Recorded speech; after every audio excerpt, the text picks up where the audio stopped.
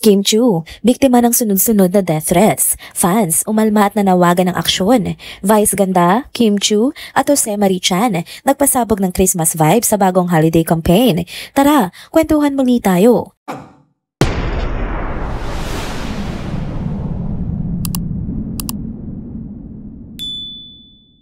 Hello mga ka-trenders! Welcome back muli sa ating channel. Kung bago pa lamang kayo dito, huwag nang kalimutang mag-like, mag-subscribe at hihit na rin ang bell notification para lagi kayong updated sa mga balitang trending at napapanahon.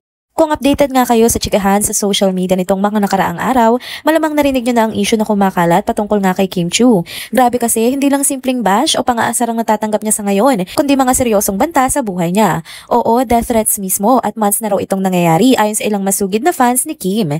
Ngayon ang mga fans ni Kim, todo na ang pag-aalala. Syempre naman no, para sa kanila hindi biro ang ganitong klase ng mensahe. Hindi ito dapat dinidedma o tinatawanan lang, lalo na't may mga screenshot sila ng ilang accounts sa X at Instagram na paulit-ulit nagpo-post ng nakababahalang threats. Ang iba pa roon, paulit-ulit na. Ibig sabihin, may pattern na. Kaya hindi katakatakang nagkaroon na sila ng collective demand sa management ni Kim. Yan nga ay ang star magic na kumilos naman daw. Ang punto ng fans, simple pero matindi. Protektahan nyo ang artista nyo. Gawin ang dapat gawin at kung sa ibang artista nga raw, tulad ng mga may breakup issue lang ay mabilis ang reaksyon at may official statement agad. Bakit ngayon naman seryoso ang sitwasyon? Parang tahimik ang management. Parang nakukulangan sila sa suporta at aksyon mula sa star magic. Pero ang malaking tanong dito, saan ba talaga nanggagaling ang death threats na ito? Galing lang ba sa mga haters na padalos-dalos mag-post? O may kinalaman ba ito sa ilang political stance o opinions ni Kim na hindi nagustuhan ng ibang netizens? Sa ngayon, wala pang malinaw. Walang solid na source. Walang official explanation. Walang direksyon kung ano ba ang root cause nito. At dahil nga walang malinaw, mas lalong nababahala ang mga fans. Kaya ang collective message nila sa management, kung isa-summarize nga natin, ganito ang gist. Huwag maliitin ang sitwasyon na may banta sa buhay. Huwag hayaang maulit at siguraduhin ang seguridad ni Kim bilang isa sa biggest stars ng industriya. They want quick action, assurance, kahit man lang public acknowledgement mula sa Star Magic. Parang gusto nilang maramdaman na hindi nag-iisa si Kim sa gitna ng ganitong klase ng issue.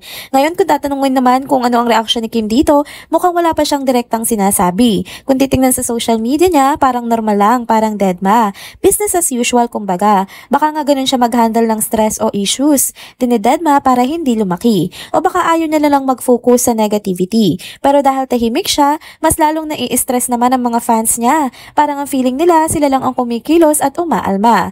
Sa side naman ng Star Magic, ganun din. Still no official statement from the management. At wala ring salita mula sa head nilang si Direk Lorin Diogi. Tahimik pa rin ang kampo nila. So ngayon, parang nakahang sa ere ang lahat. Naghihintay ang mga fans, naghihintay ang publiko. At hindi natin alam kung behind the scenes, may ginagawa na sila pero hindi lang ibinabalita. O talagang wala pang pinaplano sa ngayon. Pero kung iisipin mo, hindi na bago ang ganitong concern sa showbiz. Ilang artist na rin ang dating nakaranas ng death threats, pero hindi lahat nabibigyan ng proper action. Kaya valid naman ang frustration ng fans ni Kim. Isa pa, A-list artist si Kim Chu. Marami pa rin siyang ongoing projects, endorsements, shows, meaning mataas ang visibility niya. At kung may anumang threat, hindi lang iyon dapat concern para sa mga fans, kundi pati na rin sa management at security team niya. At kung tatanungin niyo ako, tama rin ang sinasabi ng mga fans na dapat hindi lightly treated ang ganitong messages. Kasi kahit minsan joke lang ng hater, kahit minsan wala namang intensyon, you can never be too sure. Mas okay na alerto kaysa pabaya, 'di ba? Lalo pat public figure si Kim. Araw-araw expose, araw-araw target ng iba't ibang opinyon at emosyon ng netizens. Pero yun nga, sa ngayon nakabitin ang lahat. Walang official statement, walang update, walang assurance. Ang meron lang ay fans na patuloy na nag-iingay at nagwo-worry para sa idol nila. Ano kaya susunod na mangyayari, ano? Maglalabas nga ba ng statement ang Star Magic? Magsasalita pa ba si Kim? At higit sa lahat, mapoprotektahan ba siya ng maayos sa gitna ng mga online threats na ito? Yan nga ang dapat nating abangan, ano? For now, sana lang maging safe si Kim at sana makaramdam din ng comfort at assurance ang mga fans na concerned para sa kanya. Kasi sa dulo ng lahat ng ito, kapakanan at kaligtasan ng tao ang pinaka-importante. Next topic naman tayo mga ka-trenders. Usapang Pasko naman tayo pero this time, level up dahil tatlong bigating pangalan ang nagsama-sama. Vice ganda, Kim Chu at si Sir Jose Marie Chan. Oo sila mismo magkakasama nga para sa holiday campaign ng isang e-commerce platform. At syempre, todo tuwa sila dahil sa panibagong milestone na ito bilang mga bagong brand ambassadors. Ang nakakatuwa pa, kahit laging nakikita sina Vice at Kim sa programang It's a Showtime, first time pa lang nila magsasama sa isang endorsement. Kaya medyo fresh fresh at exciting para sa kanilang dalawa itong proyektong ito. At syempre, malaking honor daw para sa kanila na finally makatrabaho si Mr. Christmas himself, Jose Marichan, na hindi nawawala sa playlist ng buong bansa pag sumasapit ang Burr months. Habang nasa shoot sila ng kanilang endorsement, nakausap sila ng ABS-CBN News at ilang media. Chill lang ang kwentuhan about Christmas vibes, mga shopping habits nila, at pati kung ano bang nilalagay nila sa Christmas tree. Dito na nga nagsimula ang cute na moment ni Kim Chiu kasi nga siya ang unang tinanong tungkol sa holiday decor niya. Ang sabi niya, every year daw iba ang tema ng Christmas tree niya. Depende raw sa mood at sa mga bagay na pinasasalamatan niya sa kanyang buhay. Ngayon taon, gusto raw niya ay all white, tahimik, payapa, puno ng peace at contentment. Very Kim, very angelic vibe. At syempre hindi palalampasin ni Vice yan. Umeksena agad si Meme. Sabi niya, feeling niya hindi star ang nasa tuktok ng tree ni Kim kundi heart.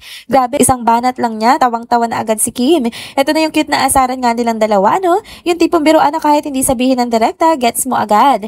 Kim tried to change the topic pero halatang kinikilig tawa siya sa pang-aasar ni Vice. Classic Showtime energy. Tapos dumako naman tayo kay Sir Jose Marichan. Grabe brain ang dating kapag siya na nagsalita tungkol sa Christmas, no?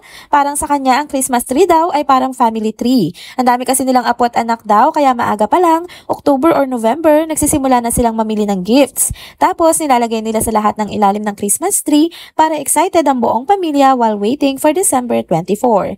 Mahaba rin ang Thanksgiving niya sa gift of music na naging parte na ng buhay ng mga Pilipino for decades. Hindi mo talaga maalis ang warmth at sincerity niya every time na nagsasalita siya patungkol sa Pasko. Syempre, pasok ulit si Vice. Nagbiro siya tungkol sa Christmas shopping budget niya na parang laging nagbabago. Alam niyo na, classic meme. May halong social commentary, may timing at may punchline. Ang ending, natawa na lang ang lahat, pati sina Kim Chiu at Sir Jose Marichan. Pero on a serious note, namin niya na limited talaga ang oras niya mag-shopping dahil nga sa sobrang busy ng schedule niya, lalo na pag December. May mga shows, may mga film fest, may mga commitments left and right. Kaya pag may time siyang makapamili, family first lagi. Yung iba raw, sanay na late na nakakatanggap ng regalo mula sa kanya. Minsan birthday, minsan Christmas, pero bumabawi naman daw siya randomly kapag may chance. Nang si Kim Chiu naman ang mag-share patungkol sa shopping style niya, dito siya talaga na-excite magkwento. Sabi niya, masipag daw siya mag-abang ng promos like 10-10 at 11-11 bago mag-check out. Practical queen. She wants to make the most out of her hard-earned money. Very relatable, very wise. Pero syempre hindi papayag si Vice na walang hirit. Sabi niya, generous daw si Kim magregalo at kadalasan mamahalin. Ayun na mula si Kim sa hiya pero ang sweet ng paliwanag niya. Sabi niya, she just enjoys giving. Para daw kasing ang sarap bigyan ng regalo ng mga tao kapag alam mo pinili mo yun ng may isip, may effort at may puso. At kung titingnan mo, yun talaga ang common ground nilang tatlo. Lahat sila may kanya-kanyang paraan ng pag-celebrate ng Christmas, whether through decor, family bonding, music o gift giving. Pero parehong-pareho sila sa puso ng holiday season. Maging mapagmahal, thoughtful at grateful. Kaya ang ganda ng vibe ng campaign na ito. Hindi lang ito tungkol sa shopping, kundi tungkol sa paggawa ng meaningful memories kasama ang mga mahal natin sa buhay. Kung ganito na nga ang kwentuhan nila off-cam, imagine na lang natin anong mga mangyayari kapag napanood na natin ang full campaign. Grabe, puro good vibes lang sigurado ang hatid nila. And there you go mga ka-trenders. Dito na po muna nagtatapos ang ating isa na namang trending video update. Salamat sa inyong pagsubaybay at pagsama sa akin hanggang sa dulo ng video na ito. Pero bago kayo umalis, huwag niyo pong kalimutang mag-like, mag-comment, mag-subscribe at i-hit na rin ang bell notification para lagi kayong updated sa mga balitang trending at napapanahon. Kita-kits po sa susunod na video. Paalam!